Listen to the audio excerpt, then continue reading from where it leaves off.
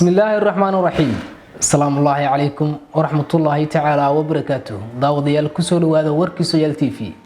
إذاعة مركي هذا أيكلا تاي أين هو ذي إنسان مرجرني.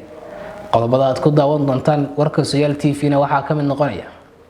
مدعوينها الصومالية محمد عبد الله فرماتشو ودل كدب قصر لابطي. ماشى بدبعد قرن وباق حبشاء ودري قرن مدى مدوبيد. hooyo haysata laba caruur oo mid ka mid ah uu jiro 7 sano uusan awoodin inuu gurgurto oo kaalmo weydiisatay ummadda Soomaaliyeed. roob xalay ka daayay magaalada Muqdisho oo saameyn ku yeeshay dadka barakacayaasha ah. akhbaaradka caalamkana waxaad ku daawan doontaan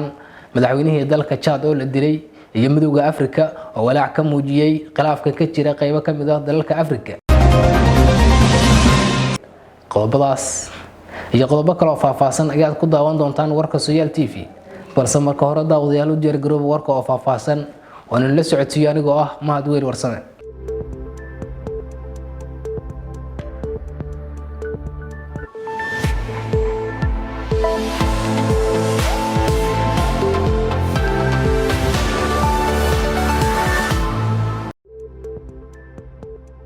isku soo laabasho wanaagsan daawadayaal haatan waxaad ku soo dhawaataan warkii oo faahfaahsan. aan ku bilaabay madaxweynaha Soomaaliya mudane Maxamed Cabdullaahi Farmaajo ayaa dalka dib ugu soo laabtay kadib safar hal maalin qaatay oo ku tagay Jamhuuriyadda Dimuqraadiga ah ee Congo. waxaana warbixin arrintaasi la xiriirtay Muqdisho oo soo diray wariye Mustafa Maxamuud Xasan. madaxweynaha mudaxileedkiisa dhamaaday ee Soomaaliya Maxamed Cabdullaahi Farmaajo oo safar hal maalin qaatay ugu maqnaa dalka Congo ayaa saakay dalka dib ugu soo laabtay. wafdiga madaxweynaha ayaa waxa garoonka diyaaradaha Aadan Cadde ku soo dhaweeyay mas'uuliyiin ka tirsan dowladda Soomaaliya. madaxweyne Farmaajo ayaa isniintii wada hadallo kula yeeshay magaalada Kinshasa madaxweynaha Jamhuuriyadda Dimuqraadiga ee Congo Felix. sidoo kale madaxweynaha ayaa sheegay in waxyaabihii laga wada hadlay ee xoogga saareen xoojinta xiriirka labada geesood ee ka dhaxeeya labada dal iyo sidoo kale doorka muhiimka ee midowga Afrika uu ka ciyaarayo horumarka Afrika. madaxweyne Farmaajo ayaa ka codsaday madaxweynaha Congo inuu fududeeyo wadahadallada dhexmara xukuumadda federaalka Soomaaliya iyo dhinacyada mucaaradka kuwaasi oo diidan muddo kordhin loo sameeyay. Mustafa Maxamuud Xasan Mustafa Ranza Sooyaal TV Muqdisho. roob lixaad leh oo xalay ka daayay magaalada Muqdisho ayaa waxay saameyn ku yeesheen dadka barakacayaasha ah. waxaana warbixintaasi inoo faahfaahinaya Mustafa Maxamuud Xasan. roobka guga ayaa xalay ka daayay magaalada Muqdisho iyadoona saameyn uu ku yeeshay dadka iyo isku socodkii magaalada. qaar ka mid ah barakacayaasha ku nool magaalada Muqdisho ayaa waxay sheegeen in saameyn ballaaran ay ku yeesheen roobka isla markaana uu guryaha ugu soo galay. sidoo kale roobkan ayaa biyo dhigay wadooyinka waaweyn ee magaalada Muqdisho isagoona saameeyay isku socodka magaalada. wadooyinka Muqdisho ayaa waxaa samay caro taasi oo ka timid xaafadaha qaar iyadoona gaadiidka ay ku dhib qabaan marista wadooyinka. xaafadaha degmooyinka qaar ayaa xalay waxaa buuxdhaafiyay biyaha roobka iyadoona la arkayay dadka daabulaya biyaha roobka. dhanka kale gobolada dalka ayaa xalay waxaa ka daay roob saameeyay dadka iyo dunyada. Mustafa Maxamuud Xasan Mustafa Ranza Sooyaal TV Muqdisho. hooyo haysata laba caruur ah oo mid ka mid ah uu jiro 7 sano uusan awoodin inuu gurgurto iyo inuu socdo toona oo caawinaad weydiisatay ummadda Soomaaliyeed. waxaana warbixintaasi inoo eegayay wariye Mahad Bashiir Xilif. Ikraan Odawaa Cigaal iyo Iqra Odawaa Cigaal waa laba caruur ah oo ay wada dhashay hooyo Cadar Warsame Xasan. waxay kala jiraan da'da 7 sano iyo 4 sano. hase yeeshee nasiib darro ma ahan kuwa soconaya ama ismaamuli kara waana dhulyaal aan awood u lahayn xitaa in ay fariistaan. hooyadan oo la dhiban xaaladda ay ubadkeedu ku sugan yihiin ayaa la martay goobo badan oo caafimaad mana jirto wax daawo ah oo u heshay in ay ka sinaayeen dhaqaatiirtii ay u goysay ma ahane in dalka dibadiisa meel aan ahayn waxba looga qaban karin. hooyo Cadar Warsame Xasan ayaa ka codsatay ummadda Soomaaliyeed inay ku garab istaagaan xaaladda caafimaad ee ubadkeeda ayna caawiyaan. Cadar Warsame oo ilmaha xanuunsan haysata ilmahaas 3 ilmood bay ahaayeen way iga xanuunsadeen 3 gabdhood weeye 3 gabdhood mid 5 bilood bay ku xanuunsatay mid 6 bilood bay ku xanuunsatay mid 4 bilood bay ku xanuunsatay mid waa 8 jir bay ku dhimatay inta waan waday meel kasta waan geeyay dalka Soomaaliya meel kasta waan geeyay waxba waa looga qaban waayay midii kaleeto 7 sano jirtaa hadeer ay taala midii kaleeto 4 bilood ku xanuunsatay 4 sano jirtaa ayaduna way ag taala ayaguna kuwa hadeer umada Soomaaliyeed waxaan ka codsanayaa in la ii gurmado oo ilmahaas wax la iigu qabto Ilaahay baa wax qabashale qofkii awooda in wax la iigu qabto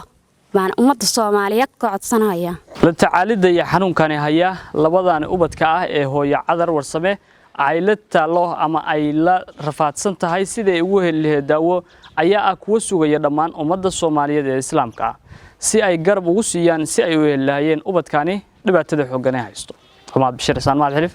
Soyal TV Abdullah gudoomiye ku-xigeenka arrimaha siyaasadda degmada Daynile oo qarax lagu beegsaday magaalada Muqdisho sida uu warbixintani inuu eegayo wariye Mustafa Maxamuud Xasan wararka naga soo gaaraya degmada Daynile gaar ahaan Dar es Salaam ayaa waxa lagu soo waramayaa in gudoomiye ku-xigeenkii arrimaha siyaasadda ee degmada Daynile Cabdi Mahad Maxamuud oo loo yaqaan Fidco ayaa goor dhow lagu dilay qarax miino oo la eegtay gaarigiisa wararka ayaa waxa ay sheegayaan in sidoo kale qaraxan ay waxyeelo ka soo gaartay qaar ka mid ah ilaaladiisa la socotay gudoomiye ku-xigeenka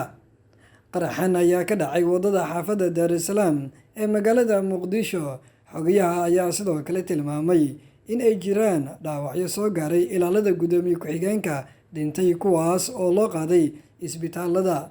29 Maarso 2021 xogayaha degmada Daynile ee gobolka Banaadir Ahmad Sharaawe ayaa ka badbaaday qarax miino oo loo dhigay meel u dhow xarunta degmada waxaana ku dhintay 4 ruux oo rayid ah halka 5 kalena ay ku dhaawacmeen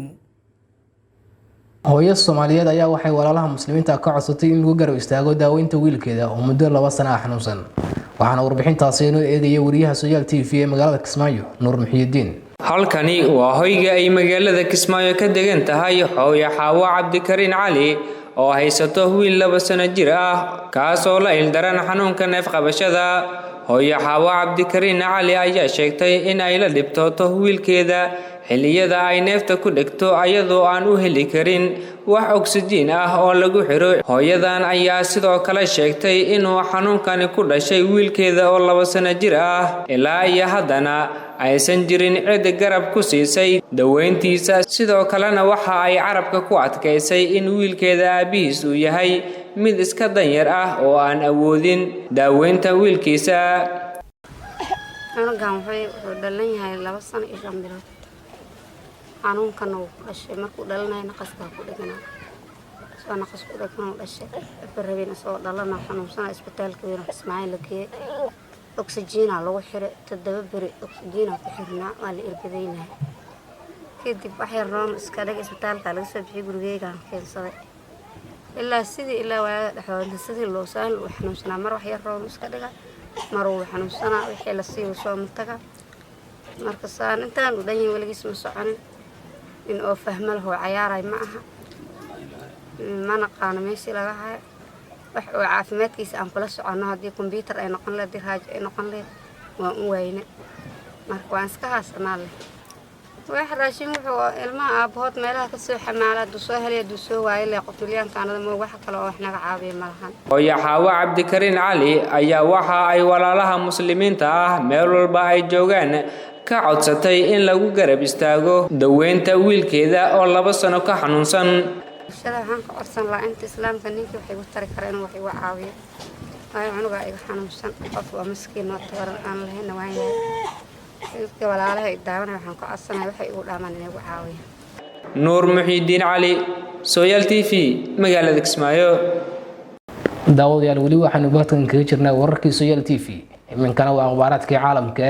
madaxweynihii dalka Chad Idris Deby ayaa lagu dilay isla dalkaasi Chad madaxweynaha dhawaan dib loo doortay ee dalka Chad Idris Deby intuu uu xukunka hayay in ka badan 30 sano ayaa maanta u geeriyooday dhaawac soo gaaray isagoo ka qayb qaadanaya dagaal ay ciidamada dawladda kula jiraan mucaaradka oo ka socda waqooyiga dalkaasi waxaana sidaas sheegay ciidamada Diaby oo maanta ku geeriyooday dalkaasi ayaa kelmadiisa ugu dambeeyay wax uu ku adkeeyay madaxbannaanida dalka isagoo ku sugan jiidda hore ee dagaalka waxaana sidaas lagu sheegay saxaafadeed laga akhriyay telefishinka qaranka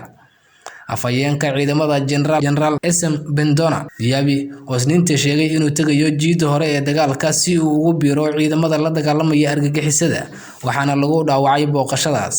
mucaaradka Chad oo fadhigoodu yahay jiidda waqooyi ee Liibiya ayaa maalinkii doorashada soo weeraray xuduudda waxayna 100 kiiloomitir u soo jirsadeen koonfurta dalkaas. Diaby oo ah 68 sano jir ayaa xukunka ku yimid kacdoon dhacay 1990 wuxuuna ahaa mid ka mid ah hogaamiyaasha ugu muddada dheer Afrika waxaana mar kale la shaaciyay in markii lixaad uu madaxweynaha ku guuleystay isniintii shalay.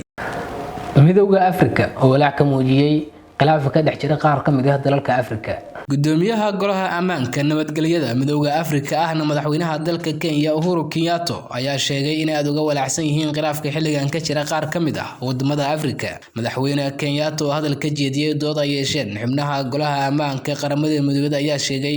inuu sii kordhiyay khilaafka ka dhex jira dalalka Afrika isagoo ku baaqay in la iska kaashado si xal looga gaari lahaa ismarin waa kasta. ugu dambeyntii madaxweynaha dalka Kenya Uhuru Kenyatta waxa uu sheegay in xasilloonida ay tahay arrin aad looga baahan yahay qaaradda isla markaana ay muhiim tahay in dawladaha ay ka wada shaqeeyaan. hadalka madaxweynaha Kenya ayaa ku soo aadayay xilli ay jidho khilaaf salka ku haya biyaha webiga Niil ee u dhexeeya dalalka Suudaan, Itoobiya iyo Masar sidoo kalena khilaaf siyaasadeed uu ka dhex jiro dalalka Soomaaliya iyo Kenya. guud ahaan daawadayaal waxaanu inta ku soo gabagabeynaa war wixii aynu dalka iyo dibadda kaga haynay warka waxaan la socodsiinaya anigoo ah Mahad Weel Warsame dhanka kaamirada waa Farxan Anshax iyo farsamadii Mahir Daahir intaanu ku kulmi doono warkan warka xiga waa guud ahaan bahda Soyaal TV oo isku duuban oo leh nabadgelyo.